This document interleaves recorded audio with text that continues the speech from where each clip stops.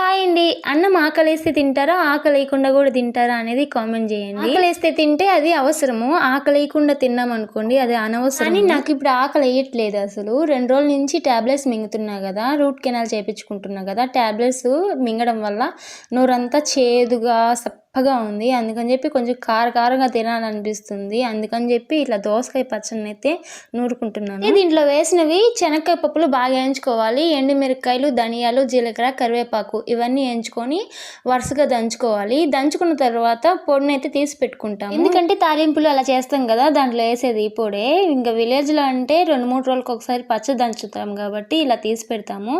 ఇంకా టౌన్లో అయితే సపరేట్గా పొడులు చేసుకుంటారు, ఈడేం చేసుకోరు. అన్ని పొడుల కంటే ఈ పొడి తాలింపుల్లోకి బెస్ట్ తాలింపు పొడి అని చెప్పాలి. ఒకసారి దోసకాయలు కూడా చేదుగా ఉంటాయి, మనం చూసుకోవాలి చేదుగా ఉంది లేదా అని చెప్పేసి. ఒక దోసకాయ అయితే చేదుగా ఉన్నింది, ఇత్తనాలు తీసి కడిగి ఆమె కోసేసాను. ఇంకా చాలా బాగుంది పచ్చడి అయితే. ఇంకా వాటర్ కూడా వేయలేదు, అవే సరిపోయాయి వాటిలో వచ్చిన ఊరిన వాటర్. మీకు అన్ని పచ్చళ్ళ కంటే ఏ పచ్చడి ఇష్టమో కామెంట్ చేయండి. నాకైతే అన్ని పచ్చళ్ళు ఇష్టమే. దీంట్లో నెయ్యి వేసుకొని తింటుంటే ఎంత బాగుంటుందో, భలే ఉంది అసలు. వీడియో లైక్ చేయొచ్చు కదా.